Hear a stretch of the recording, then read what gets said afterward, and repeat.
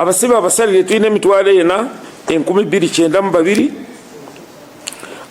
abakyaleremba n'emisango bali emitwalo 3,975 abamabanja bali 636 omugatte emitwalo 7,973 abaana balina bamama bwabwe mu makomera bali 2,709 abasibe bano bakumirwa mu makomera 2,700 nga bagabanyizibwamu mu regions 19 abasirikale ababakuuma bali 1,426.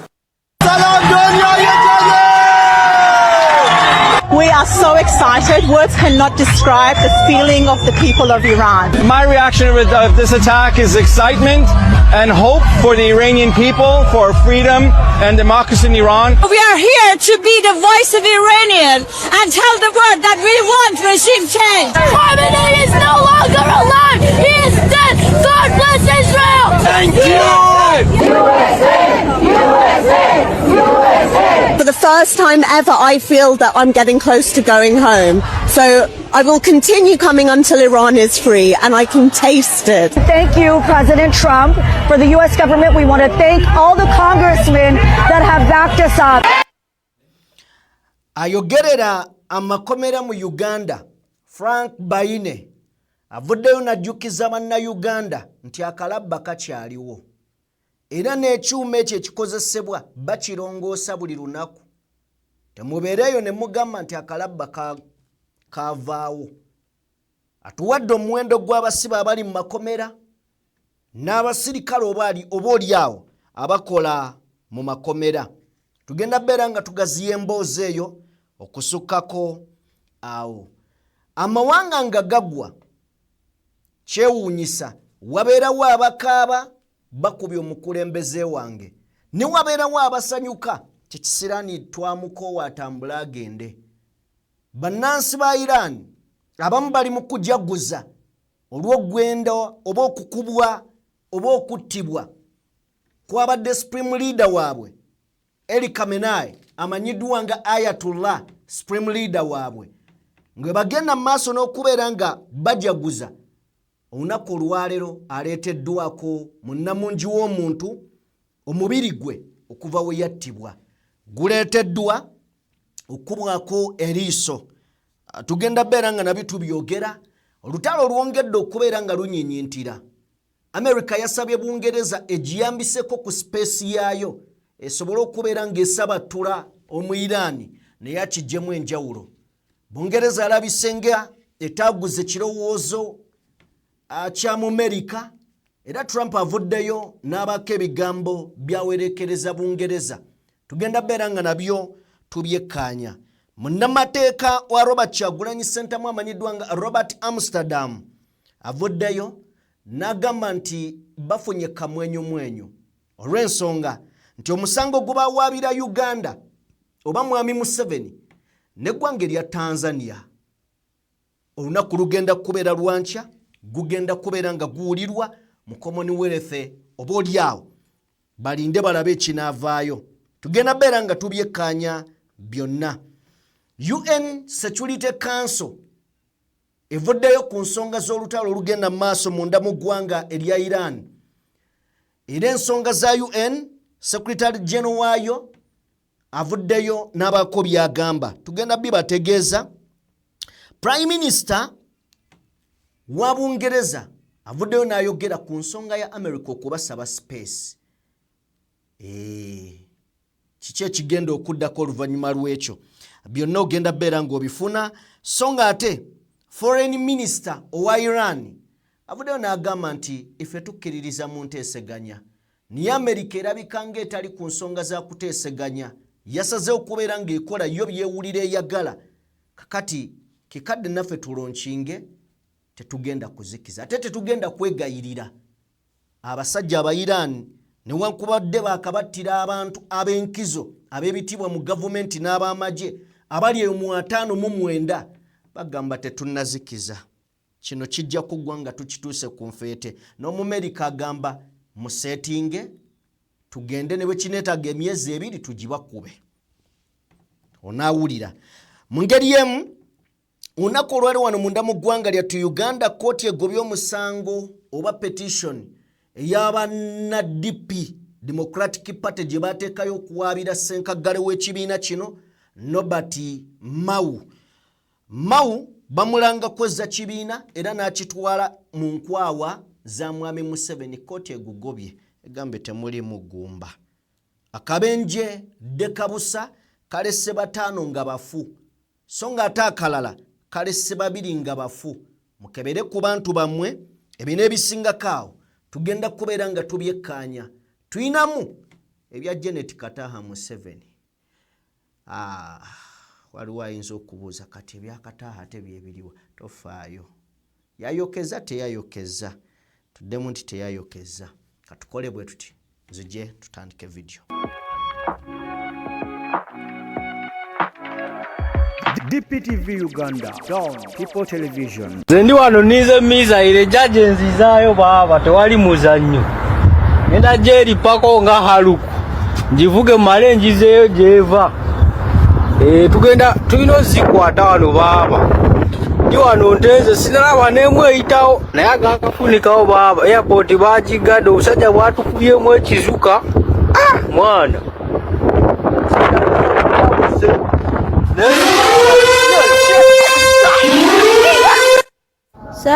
Sala gwamanye wange kino kibuga Dubai munayo wembeera wano. Embeera etabanguse. Bomu zifuse bomu. Abana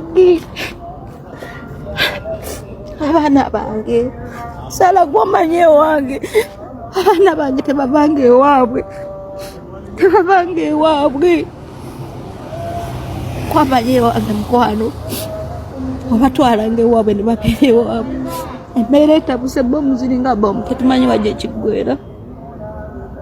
Embeera eganye tetumanyi gye kiggwera munaye.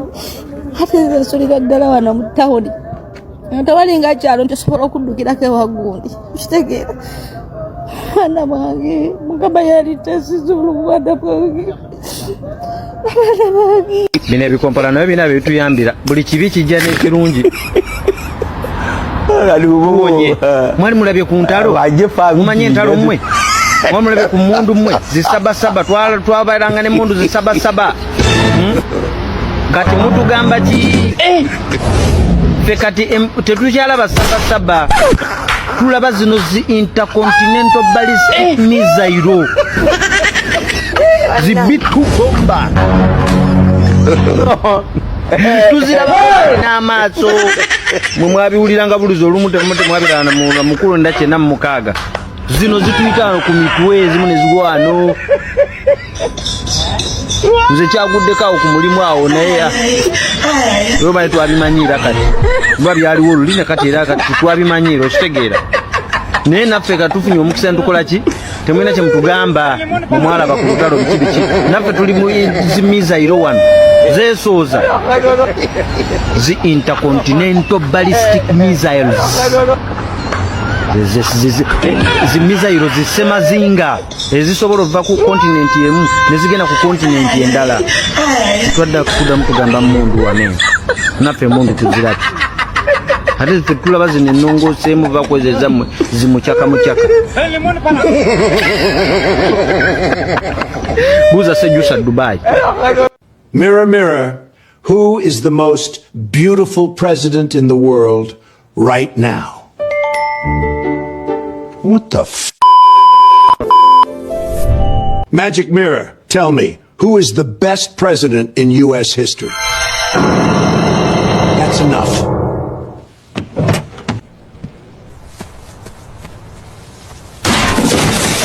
Barack Obama? Huh? Kale, mbanirizaako basebo ne banyabo buli omu gy'osinziira okubeera ng'otugoberera abali mu bitundu by'ensi ebyenjawulo mwebale nnyo mwebalire ddala okubeera nga mutwegaseeko. Njagala kusaba video gimpeere like eyakatwegattako agenda maaso n'okubeera ng'osubscribinga. Tutambula ne Sheikh Ashraf omusomi era omulombi wa dduwa munoonyeeko gwe ayina ebizibu ebyenjawulo asobole okubeera ng'ate akuyamba. Teweesiba mu bizibu, si ggwe osoose okubeera nabyo, naye ate beera naawe abantu amagezi nti nze nawonera wa Sheikh Ashraf. Ennamba y'essimu gyeyo gy'olengera ku screen yo. 711 yesembayo asobole okubeera ng'ate akuyamba. Mu ngeri emu tutambula ne bannaffe Amandiga Construction Solutions. Bano bakugamba basangibwa ku Entebbe Road yawe Rweza okuliraana Nikan Resort Hotel, era nga bakugamba oyagala kuzimba nnyumba oba oyagala kubeera ng'oddaabiriza gy'olimu, beekwate ku bbeeyi ya nseko buseko. Sigambye nti genda otuuke wooseke, ku bbeeyi powa bajja kubeera nga bakuzimbira n'okuddaabiriza enjuuyo ebeere malidaadi. Ku nnamba y'essimu gy'olengera ku screen y'essembe 222 banoonyeeko Amandiga Construction Solutions. Nzikiriza tugenda kutandika ndowooza ne posti y'omwami amanyiddwa nga Patrick Mukasa. Patrick Mukasa na Uganda musiikuula fitina. Aliwo ebintu ebimu nga bali bakaaba naye ng'ate olina okusekamu. Kakati Patrick Mukasa agamba nti ebya Trump Patrick Mukasa simanyi oba luno olutalo otankuula lwaki. Ebya Trump bye yeepanka n'amala yeepankira ku supreme leader wa wano eyamwalula boyi eba esiridde. Wamma si kyo n'abuuza, era abuuza ani? Abuuza Baramu Barugahara. Agambye ebya Trump byepankapanka n'amala yeepankira ku supreme leader wa wano eyamwalula eba esiridde. Wamma si kyo Balamu. Nandyagadde okulaba ku response ya Balamu. Naye nabagambye nti wiiki ewedde neno wiiki omukulu ayinza obutateekayo tweet. Anti oyinza okuteekayo n'oyokya. Wano oluyimba erugira nti bino byabaki? Bino byabanene. Osobola okwekalakaasa eno naye abanene we batandika ng'onoonya wooja. Okategedde. Anyway, tuveeyo eyo mpitiddeyo buyitizi. Katugende wa Janet Kataha Museveni, minisita ow'ebyenjigiriza mu ggwanga lyattu Uganda. Olunaku olwajjo nga basinziira ekisozi basinkanye abavubuka abakolera emirimu gyabwe ku mutimbagano. Era bano nga babadde bakulembeddwa mu Kasuku Kukuwaza Banga, ng'enteekateeka yakoleddwa muwala wa General Yoweri Kaguta Museveni Natasha okubeera nga basinkana. Ba content creator bano ababadde bawerya ddala 1,200 buli omu yasituuse okuwa ensonga ze. Kyannaku nti mwami Museveni bw'abanga yavuddeawo ne mukyala we ne bafuna obudde obutuula basekeredde ababaddewo. Simanyi oba bayogedde ensonga oba bagenze kulya, kyesibanenyeza. Nenjagala tuwulirize ebigambo bya Janet Museveni. Sooka omutuwe. Ugandan is trying to have blonde hair. You know there is a problem with a character. And I believe and I know that there are some of you who have changed your hair color to blonde, to brown, to whatever. I just think that I want you to know. Mama. I would like to, just before you continue, move on from that point, I'd like you to know that the young people here, especially the girls, the ladies, made an effort to really come African this time round for you and Mzee. And I Kakati asobodde okuwuliriza omwana agenza okulya nga maama ayokya ali ku bavubuka. Jjukira bano balina target ekwata abavubuka abavubuka bali mu maaso basaze ebiviiri byabwe abalala babyokeza omuliro babitadde mu kkala simanyi oba liri pazo kyebabadde boogera yakitegedde oba yakitegedde naye nga womanyi omwavu toyina kyonyega mu maka g'omugagga ne bwe bagamba osinika ebinnyo okubawo engalo. Maama abadde ayokya liri pazo nga liri pazo anyeenya mutwe. Simanyi oba liri pazo kyo kye babadde bamugamba yakitegedde. Bw'aba yakitegedde tokolera ntondo mu maka ga mugagga. Si kyo? Natasha agenza okulya maama ayokya. Maama bino tabimanyi, tali mu guno mulembe. Maama amanyi guli. Naye abadde atandise okuwokya. Mwana namugamba maama n'ayimirizaamu. Hawuliriza muwala wa mugamba ki? Maama ng'ayokya. Maama ng'ayokya. N'ekinyumira kimu nti abali awo ne bwe bandivumyawo omuntu anyiiga akole ki? Era bw'onyiga ng'okwata ekigere kyo kiteeka mu nsawo bakutye. Anyway, byebyo ebyabadde olunaku olwajjo mu nteekateeka eyabangibwawo gye bayita Jazz with Jajja. Yayindidde Kisozi mu faamu gye yasoose batwala nabadde mmanyi yabawadde ku nte naye ssebo yabalambuza bulambuza. Anyway, tuveeyo tugende tulabeko kate mu makomera. Ayogerera amakomera ye Frank Baine. Frank Baine yavuddeyo oba avuddeyo olunaku olwaleero leero Monday ebadde briefing ya byakwerinda. Avuddeyo n'ategeeza nti bannange akalabba kakyaliwo. Era Baine agamba mmwe mwenna abayinza okubeerayo nga mwerabidde tubajjukiza tokola byokola ng'olowooza mbw akalabba kaavaawo.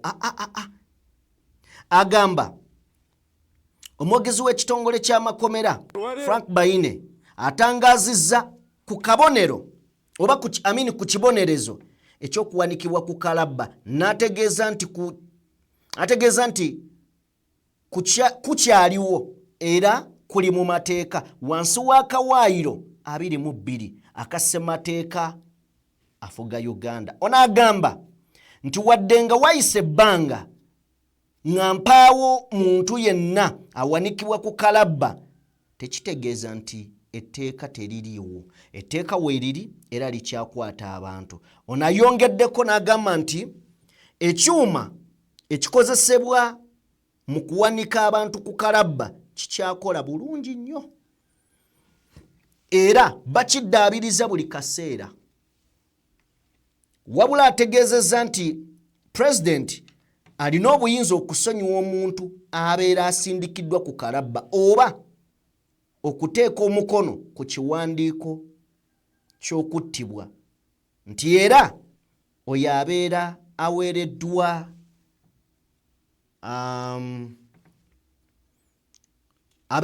ekibonerezo kino eky'okuttibwa oba okuwanikibwa kalabba.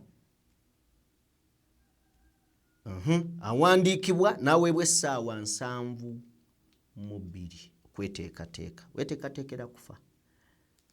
So ye Frank Baine talemye kubeera nga tutangaaza ne ku nsonga y'omuwendo gw'abasibe.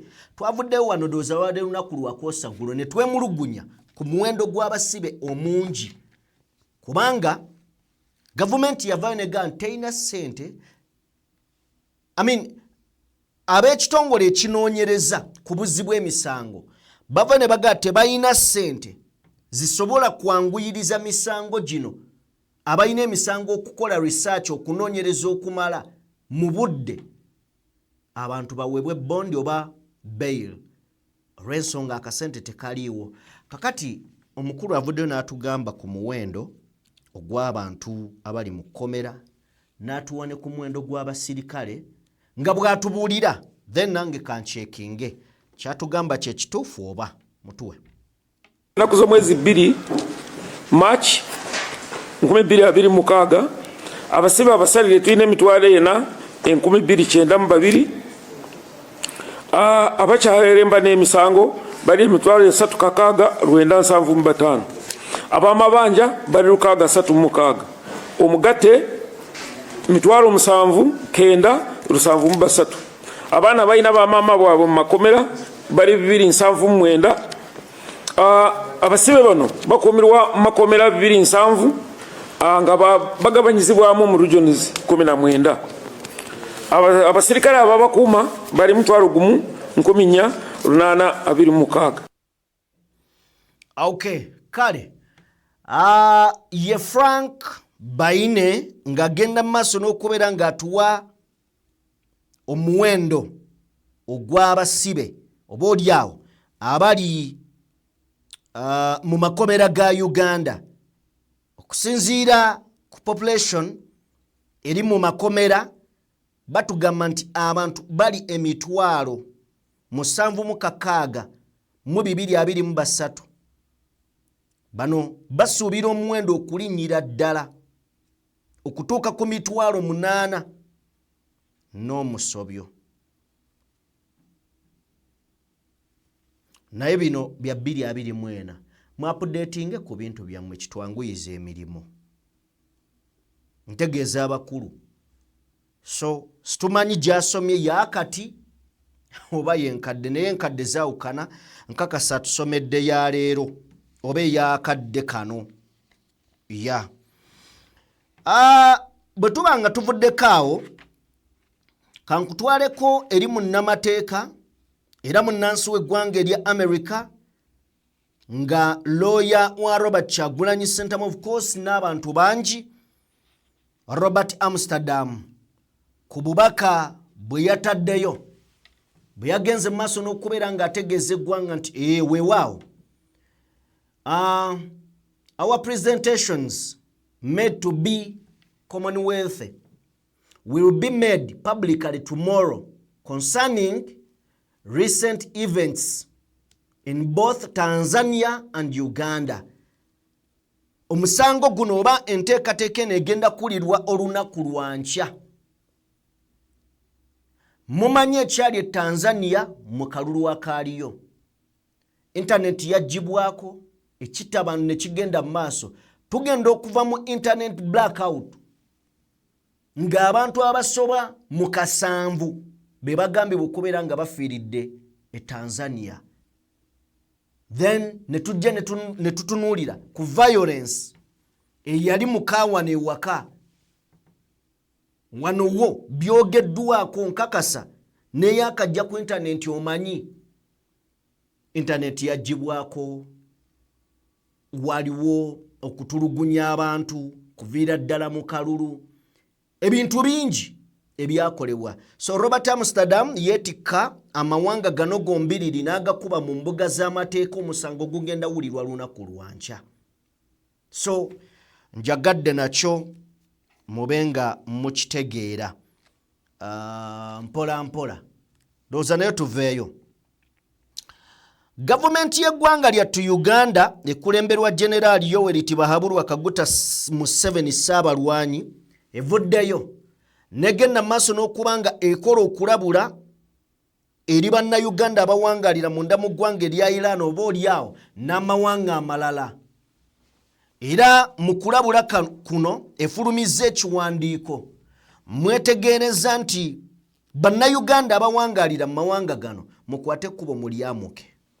Bannayuganda abawangalira mu mawanga gano mukwate ekkubo mugamuke mbwangu ddala olw'ensonga nti ebigenda mu maaso balabudde abagenda n'abakomawo. Of course tokyayinza kufuna nnyonyi ekomawo Uganda.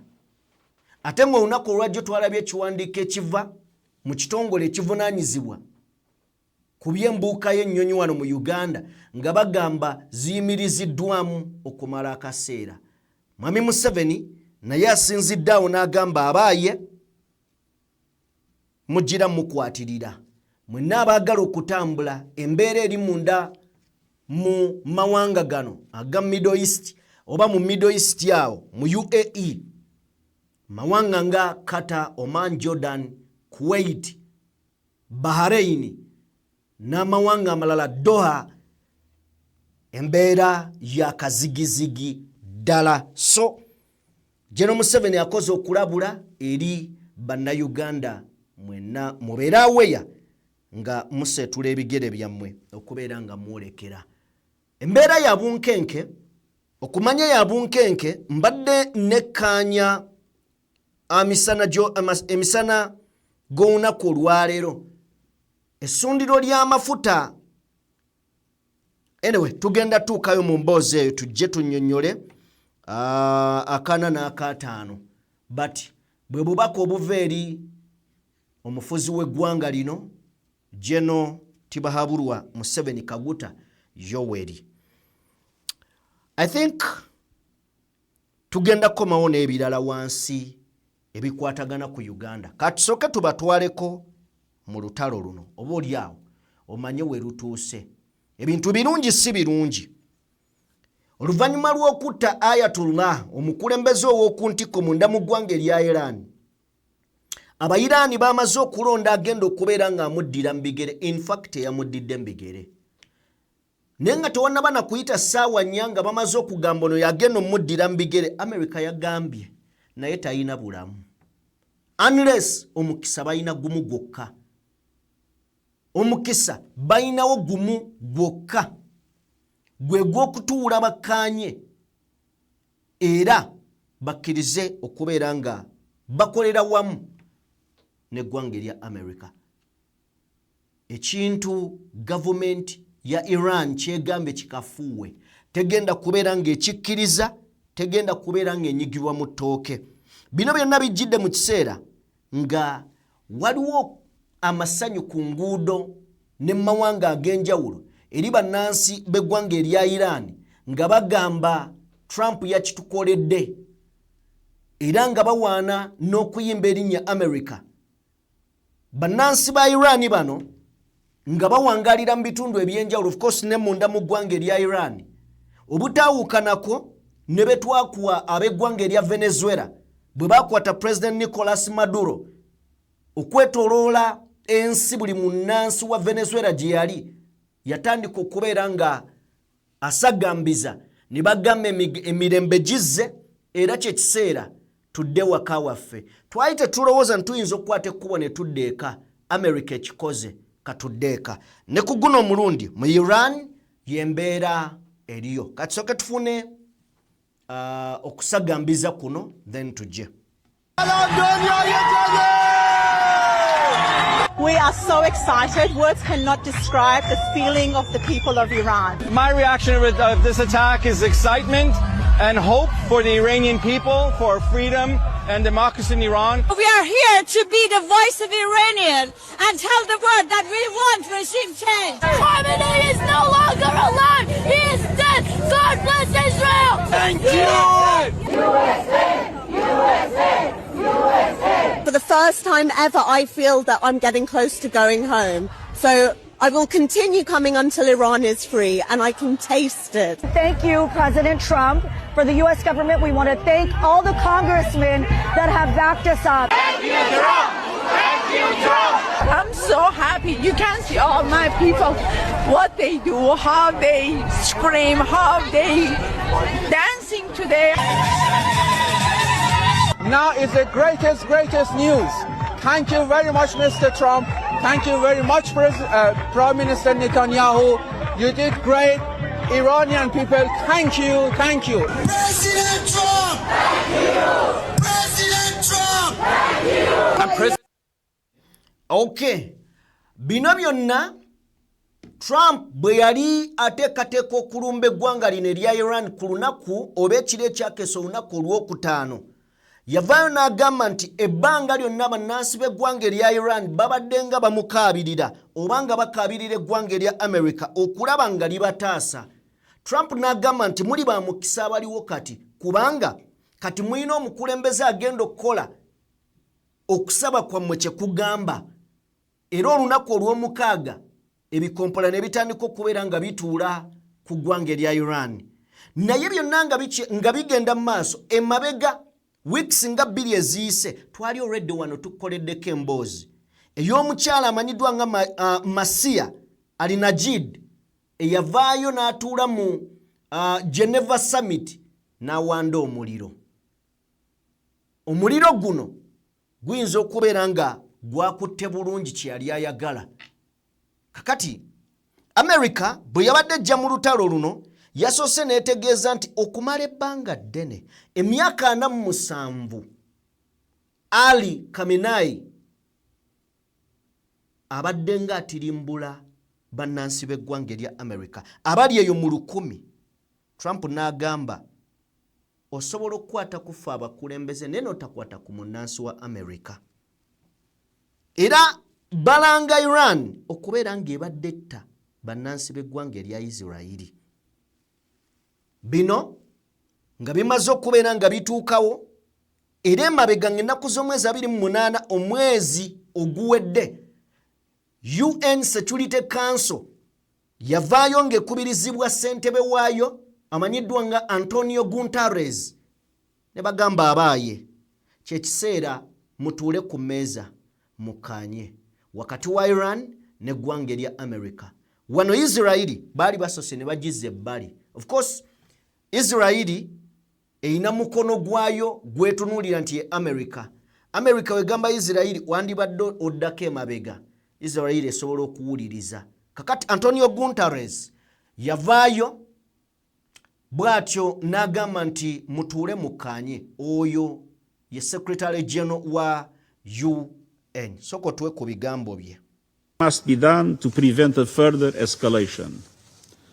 To this end, I call on all member states to strictly uphold their obligations under international law, including the UN Charter, to respect and protect civilians in accordance with international humanitarian law, and to ensure nuclear safety. Let us act responsibly and together to pull the region and our world back from the brink. Ye Antonio Guterres oyo nno naye abadde ku kikaliriro. In fact wiiki ewedde yonna bamutadde ku kikaliriro nga amawanga gagenda mu maaso n'okubeera nga gamusongamu olunwe nti ayitiridde okubeera nga yeekulukunya ne badikiteeta n'abantu abakola ebikolwa ebyettemu ku bannansi mawanga ag'enjawulo. So agenza okutuuka mu meeting eyo nga musajja wattu naye tassa. Lwakuba nti kyannaku Guterres meeting gye yazze okukubiriza sikakasa nti waliwo asobola omuwuliriza yadde n'akatono. Leka tugende tusooke tutunuulire Prime Minister ow'eggwanga erya Bungereza yavuddeyo in fact olunaku olwaleero essaawa zibadde nga 4 ez'okumakya ng'ayanukula okusaba okwa Donald Trump. Trump yabadde asabye eki? Trump yasabye nti Bungereza ebawe ku space yaayo esobole okubeera ng'esinziira awo okwogoloza eggwanga erya Iran. Yagambye singa tusinziira e Bungereza awo Iran tugenda gigolola ettumba. Era enkya ya leero basobodde okubeera nga bamwanukula. Ennyanukula ya Prime Minister ow'eggwanga erya Bungereza gw'olengera ku screen y'omukadde kano abaddeyo n'agamba nti yes tuwulidde okusaba kwammwe tetulina buzibu nakyo naye naffe tulina omulimu okukuuma abantu baffe singa Iran enaaba esazeewo okukuba emizinga gyayo wano. Baasose ne bagaana era bino byonna bw'avuddeyo n'ayogera Trump n'akomawo n'agamba ali disappointed nnyo mu Prime Minister wa Bungereza ne statement yakoze ey'ekijega omumanyi yavumirawo ey'ekijega. But wakati kati awo tufunyeewo okulambula kwa King Charles ku by'okulwanyisa mu ddwaniro. Agenze na bagezesezza na ku bipya sofa ebipya. Era abatunuulira ensonga bagamba waliwo n'ennyonyi ezirabiddwako nga zituuka e Bungereza. Era bagamba nti kandibeera kakodyo nti Prime Minister gwe gaana ensereme kutunuulira bagamba mu America naffe yatusindikiriza akadde kano njagala kutegeeza nti waliwo ennyonyi ezikutte kuba okwolekera e Bungereza nga za musajja mu America. Ekyongedde okonfaminga bino nti ono alabika yazze kusiiga kazigo kwe kulabika ku kwa King Charles nga yeekebejja ebimu ku by'okulwanyisa ebipya nti kano kabadde kabonero akagamba mu America oli wadde mbokozesa obwengula bwaffe era oyina sapooti yaffe. Ebyo ebimu ku byuma ebipya King Charles olunaku olwaleero byalambudde. Abatunuulizi b'ensonga bagamba tosobola kwawula mu Ngereza ku America. Eno statement yabadde yakudifendinga nti affe tetukiriimu. Naye Abaganda balina olugero olugamba nti enkoko yange lwebula embuzi yo lwepama ebyoya nti America yasabye space ya Bungereza. Prime Minister n'avaayo n'agamba tulabanga tekijja kubeera kya buntu okusinziira wano. Mukadde ke kamu King Charles n'agenda n'atandika okulambula ku machines ze balinawo empya. Kakati omuntu yeebuuza ennyonyi ze ezijja eziva mu America zijja kukola ki? Lwaki King Charles abadde agezaako okubeera nga alaga ebyokulwanyisa oba oliawo Bungereza byeyina mu ndoomu? Kakati njagala kusooka kuyitirako katono nnyo omusajja mu America amaze okubeera nga avaayo n'agamba kale muneetonda temwetonde. Muneetonda oba temwetonde. Bwe muba nga temwetonde tusumulule atulaze ku nnyonyi z'ayagala okukozesa. Ezimu ku ezo zagamba tubadde tukyazitereseeko. Era bw'ogenda ku mukutu gw'eggwanga erya America ogumanyiddwa nga US Central Command ojja kusanga nga akuteereddeyo. Emu ku nnyonyi gye bayita USS Gerald R. Ford agambye bwe muba eno temunnagirabako olutalo terunnatandika nga mutidde ezisoose.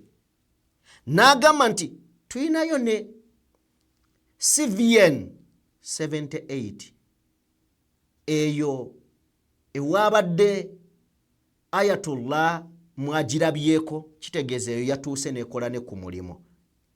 Agamba nti abagamba nti ekyombo kyaffe Iran yakikubye tubategeeza nti our largest aircraft carrier eri safe era ne bagikuwaako weetudde. Ennyonyi ezo kwe zitudde gyayogerako. Iran yabadde etegeeza mu kusooka nti twagikubye.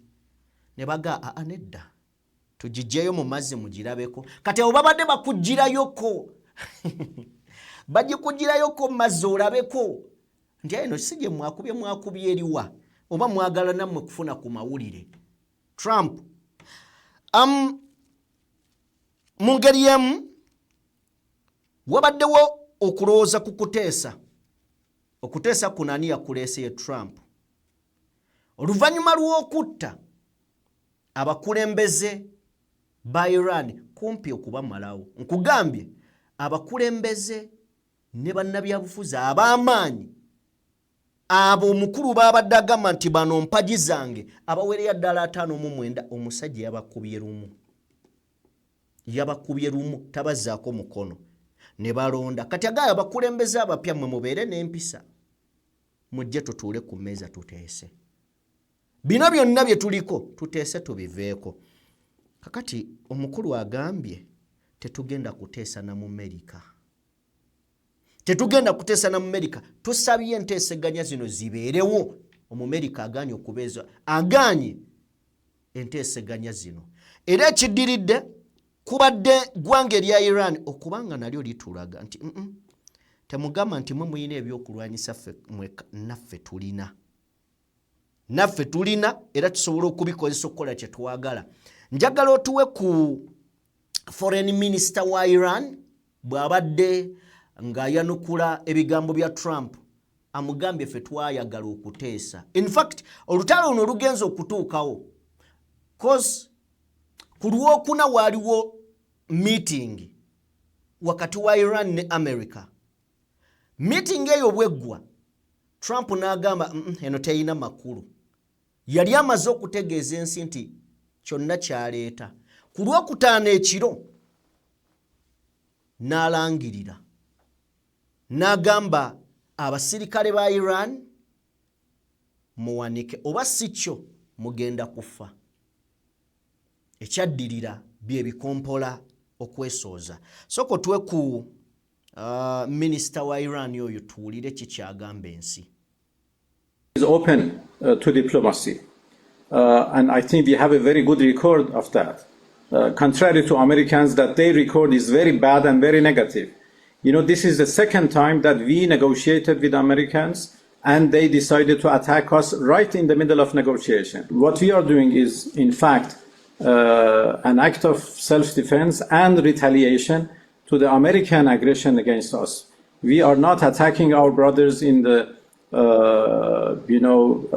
in the Persian Gulf. We are not attacking our neighbors, but we are attacking American targets. And this is obvious. You know, the Americans, the United States military is targeting us, is attacking us, and we have no way but to defend ourselves. Omukulu agamba nti Iran ebbanga lyonna ebadde open ku nteeseganya. Ebbanga lyonna ebadde open ku nteeseganya ez'ekikugu. Era nga bagamba nti bo basuubira tebalina rekodi mbi mu nsonga z'okukkaanya n'okuteeseganya. Naye bo bawukana ne America eyagala okulaga obulaza amaanyi ne rekodi embi era nga yo always ebeera ku negative side.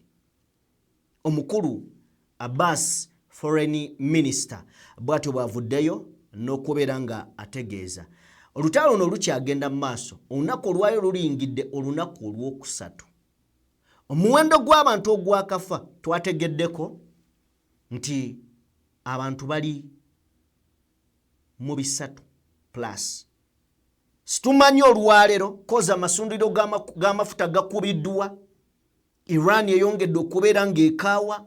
Abasajja bakuba obusajja bukuba ebizuka. Naye obuzibu ebizuka si kikulu. Pulaani munwana nayo nkulu. Pulaani munwana nkulu. America si muntu akuba ebizuka ennyo. Era bw'otunuulira olwaleero mu kulwanagana okw'ennaku 3 n'obalaabala Iran emizinga missile na biki byekozesezza bimultiplying ebya America ne Israeli. Naye impact bano bakosezza nnyo Iran. So mukadde kano olutalo luno simanyi kubanga mbadde nekkaanya omukulembeze w'eggwanga erya Russia Vladimir Putin avuddeyo, but always ngenda kuddamu kyenze mbagamba. Bw'obeera ng'oli nsi ng'oli eyo weesize Russia oyina ekizibu. Bw'obeera ng'ogamba nina mukwano gwange China era bwe banannumba ajja kunnwanirako gwe mpaayo olutalo lumu lwe baalwana. Bano yo China tejja mu ntalo, ezitagikwatako tejjaamu. Erwana nabigikwatako nga yo. Russia nze nja kukiddamu. Russia munywanyi wa America. Nnyo. Nenteekateeka America zeekole eyinza okuba ebuulira ku Russia. Mugawo waayi ono tugenda mukuba. Agamba bakube. Bajja kuddukira eno nja baguza ebyokulwanyisa. Bano bali mu business. Bakitegeera nti be bafuga ensi. Kubanga gwe mpaayo olutalo bonna be bakubye. Russia evuddeyo n'ekola statement. Ne statement zonna zeekoze tejjanga kwetaba mu lutalo. Bw'eba ekoze ekyamaanyi ekuweerezaayo abalwanyi. Naye abalwanyi bano ekwata kuba mercenary. Duli yalina akabinja ke baali bayita Wagner Group ne kakati kamera amampa ati omukulu n'akeesaanyizaawo omukulu n'aga sebo nze nabatondawo temugenda kuleeta malala kusukka ku nze. So mbadde njagala kufunira ku statement ya Trump ya Putin ndowooza etujjire ddala ku mboozi eyo. N'ekirala kye nnina okujjukiza bannansi b'eggwanga erya Nigeria enkya y'olunaku olwaleero bakuŋŋaanye mu nkuyanja y'abantu ne batandika okutambula ku street za Nigeria nga bakutte ebipande bya Ali Khamenei Ayatollah eyattiddwa. Batandise okwetooloola eggwanga erya Nigeria mu bitundu eby'enjawulo nga bakutte ekifaananyi balaga obumu n'eggwanga erya Iran. Gambye abo bokka abakkiririza mu Busiraamu. Naye ate era mu Nigeria beeryawuddemu. Abo bagamba tekisaanidde, abalala bagamba kisaanidde. Eyo y'ensi. Okay.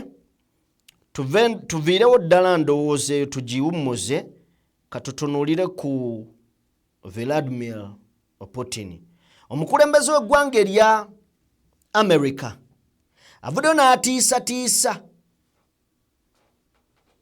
Europe n'agamba nti tuyinza okwanukula ne misailo ze mutalabangako.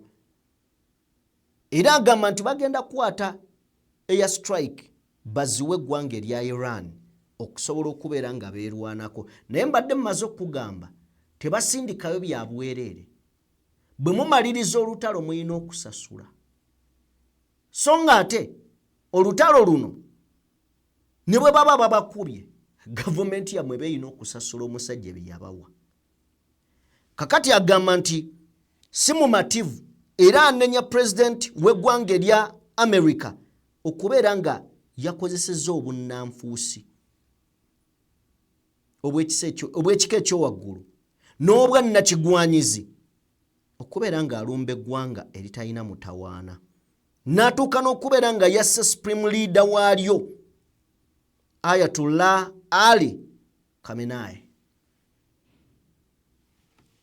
Nawunzika ng'agamba nti basaba ensi ekwate ku America nga bwe kisoboka. Oyo ayogedde nti basaba ensi yekka ensi gw'erina okusaba yekka ensi gw'erina okusaba akwate ku America. Kyokka akulaga nti ayise ensi ekwate ku America nga bwe kisoboka. Kakati gwe ayina sayidi gy'owagira bino oyina okubitegeera. Bw'okeera ku makya nga bakugamba nti omusajja ne bamugamba agula byakulwanyisa mu Russia eyo. Waliwo wane waffe eyatugamba nti takyayinza kwegayirira America ananona ebyokulwanyisa e Russia. Oyina okujjukira nti omuggulako omukwano taluwa na ntalo, tagaba bya bwereere. Kuba okuva wali waali n'okujja Iran si kinene nnyo. Si kinene nnyo. In fact waliwo n'amawanga ge neebuuza ttaka oba eriwa. Ttaka just kusala busazi. Ttaka y'ensi emu kuziina omukisa nti ttaka ekwata kontinenti bbiri, eri eno mu Europe kyokka eyingira ne mu Asia. Naye ttaka naye esirise. Kyaka abasajja babalekedde olutalo. Balubalekedde. Anyway, tetugenda sukkakaawo ku nsonga ya Israeli, Iran n'eggwanga erya America. Tujja beera nga tujja ne updates ezinaaba zizze endala mutukkirize tusooke tulukomyawo. Katudde wano ewaka tubeeko bye tutunuulira mu ddakiika nga 5. Bwe tuba nga tukomyewo ewaka, ssenkaggale w'ekibiina kya Democratic Party DP ye Norbert Mao bw'akwata ekibiina n'akiteeka mu nkwawa bw'atyo n'akyolekeza n'akikwasa mwami Museveni nti nkikuwadde empaamu ezange, n'amugamba nkuwadde owa minisita. Osaba ssente nkuwadde we ziva. Nkuwe ssente oba nkuwe bwa minisita, nti ssebo mpa owa minisita. Era we twogera ye minisita of Justice and Constitutional Affairs, Norbert Mao. Abantu bali bamativu mu kibiina bamemba era ne bamuwalawala paka mu kooti. Ebbanga libadde lyekulungudde nga bano bawere nemba ne Norbert Mao okutuuka olunaku olwaleero kooti weegambye omusajja mu mugjeeko lo. Buli kiyakola kyali mu mateeka. Mu mugjeeko lo. Era ababadde bamutwalayo bagambye nti tetumatidde. Ekooti etuliddemu olukwe kakati tugenda kweyongerayo tebannazikiza. Norbert Mao abasekeredde. Bye mulwanira yabirina mwandize mu kibiina ne mutereera. Omwana Mao. Bye biva mu Democratic Party. Musango gugobeddwa eri gwe abadde agugoberera n'abadde ayagala okubeera ng'omanya ki ekifaayo. Then mawulire agatali malungi yadde n'akatono mukwano gwange Munnayuganda munnange agenda mu maaso n'okubeera ng'otwekkaanya abantu abawerera ddala 5 bafiiridde mu kabenje. Kitalo nnyo. Akabenje dekabusa kagudde mu tawuni ya Buyaya okumpi ne gate ya Kaliro Sugar Factory mu district eye Kaliro amachago olunaku olwaleero ne katuga abantu 2 katuza abantu 2 ate abalala 2 ne badusibwa n'ebisago ebitagambika. So kati ako kabadde Kaliro kyokka ate waliwo akalala akabaddewo akanyize 5. So abantu 5 nabo bagendedde mu kabenje ako kogenda maaso n'okubeera nga wekkaanya. Kano kagudde Mayuge side zeeyo era nga bagamba abantu 5 bakakasiddwa nti bo bafiiriddewo mu kabenje kabaddemu emmotoka y'ebikajjo Tata Benz enamba ne bagiteekawo pichi enamba ne bagiteekawo Bajaj Boxer ne pichi endala nayo ne bagiteekawo. Okusinziira ku Busoga East Region Police Assistant Superintendent of Police Michael yavuddeyo n'ategeeza nti pichi 2 zeza involvence mu kabenje kano era nga abazibaddeko tekwasobodde kusimatukako n'omu. So bye biva side zeeyo. Njagala kubeebaza mwenna abatugoberedde okuva gye tutandikidde okutuuka wano wetugenze maaso n'okubeera nga program tugikuba olukumu mutwe yenze Sajime. Mbaddewo era omukutu gwa DPTV Uganda. Morgan Collins yali ku mapeesa. Katonda omulungi ow'ekisa abampeere bye musinga okubeera nga mwagala. Mbeere bulungi mweraba.